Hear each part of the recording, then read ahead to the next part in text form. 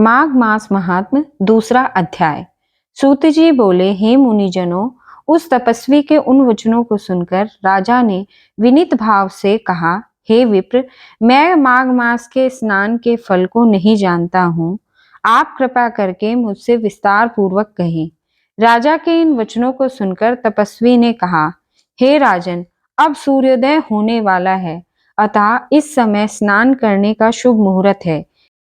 यदि कथा प्रसंग में समय नष्ट हो गया तो तुम्हारा यह एक शुभ समय हाथ से निकल जाएगा। इस समय मेरी बात मानकर तुम स्नान करो और घर लौटने पर अपने कुल गुरु वशिष्ठ से इस प्रसंग को पूछ लेना। इतना कह तपस्वी स्नान करने चले गए।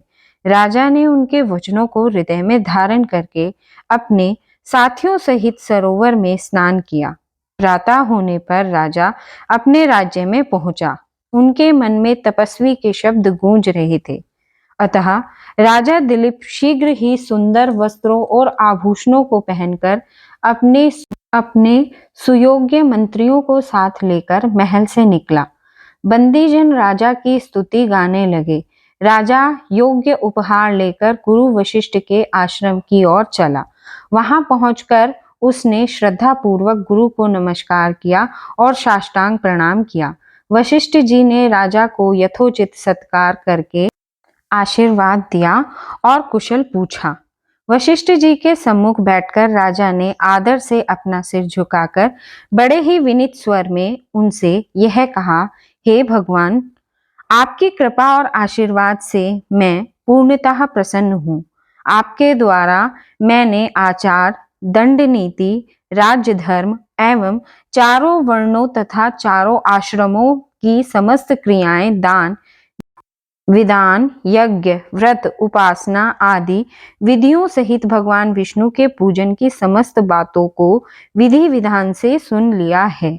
आज एक तपस्वी ने माघ महात्म्य एवं स्नान की बातें सुनाकर मेरे दिल में एक जिज्ञासा उत्पन्न कर दी है। अतः हे नाथ, आप कृपा करके मुझे इस माघ मास का महात्म्य सुनाएं। वशिष्ठ जी ने प्रसन्न होकर कहा, हे राजन, आपकी भगवान के प्रति श्रद्धा को देखकर मेरा हृदय प्रसन्न है। तुमने समस्त जीवों को सुखी बनाने वाला प्रश्न किया है। माघ मास परम पवित्र मास है। जो मनुष्य गो, पृथ्वी, तिल, वस्त्र, स्वर्ण, अन्न आदि अन्य उत्तम दानों को बिना किए ही स्वर्ग जाने की इच्छा करता है, वह इस माघ मास में स्नान करके स्वर्ग प्राप्त कर सकता है। माघ मास में स्नान द्वारा प्राणी सीधा बैकुंठ को जाता है। जो व्यक्ति त्रिरात्रि तक कृच्छ, चंद्रायण एवं पराग व्रत के द्वारा अपना शरीर सुखाना नहीं चाहते, परंतु मन में स्वर्ग जाने की इच्छा रखते हैं, उन्हें माघ मास में स्नान करना चाहिए। बैसाख मास में होम और दान, कार्तिक मास में तप पूजन होते हैं, परंतु माघ मास में स्नान करने से विशेष प्रभाव है। जो प्राणी बिना यज्ञ, दान, होम किए यदि स्वर्ग जाने की इच्छा करे तो उसे माघ मास में नदी, सरोवर आदि में सूर्योदय से पूर्व स्नान करना चाहिए। माघ स्नान का फल कामधेनु के समान है। विद्वान पुरुषों का कथन है कि माघ स्नान करने वाला प्राणी अनंत फल प्राप्त करता है, वह राजा होता है। माघ स्नान चाहे सकाम हो, चाहे प्रजा के लिए अथवा हरि भगवान के लिए हो, चाहे किसी निर्मित हो, माघ स्नान करने वाला अनेकों फल को प्राप्त करता है। मकर संक्रांति में अन्न त्याग कर अदिति ने 12 वर्ष तक माघ स्नान किया। इससे त्रिलोकी में उज्जवल करने वाले 12 पुत्र प्राप्त किए। माघ स्नान के प्रभाव से ही अरुंधति सुभगा स्वर्ग को गई और सची परम रूपवती होकर स्वर्ग में राज्य करती थी। अनेकों प्राणियों ने जिन्होंने माघ स्नान किया है और नियमों का पालन किया है, उसने सुंदर अप्सराओं के नृत्य, गंधर्वों के संगीत एवं वाग यंत्रों से गूंजित वेद पाठी ब्राह्मणों की वेद ध्वनि से मुखरित परम पवित्र लोक में स्थान पाया है। जिन मनुष्यों ने माघ स्नान के साथ दान किया है और प्रिय वस्तु का त्याग किया है, वे भाग्यशाली हैं। माघ स्नान के प्रभाव से अच्छी बुद्धि प्राप्त होती है, पापों का नाश होता है। इसके स्नान करने वाला प्राणी सहज ही उन लोगों को प्राप्त करता है जो ज्ञानी, तपस्वी और भगवान की आराधना करने वाले प्राप्त करते हैं।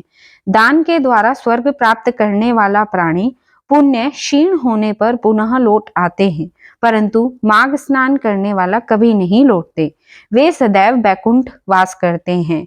माघ स्नान करने वाले प्राणी यदि दूध देने वाली गौ का दान करते हैं तो वह उतने वर्ष स्वर्ग में निवास करते हैं जितने गौ के शरीर में रोम होते हैं। जो प्राणी माघ स्नान के पश्चात गुड़ तिल का दान करता है उसके सभी पाप नष्ट हो जाते हैं।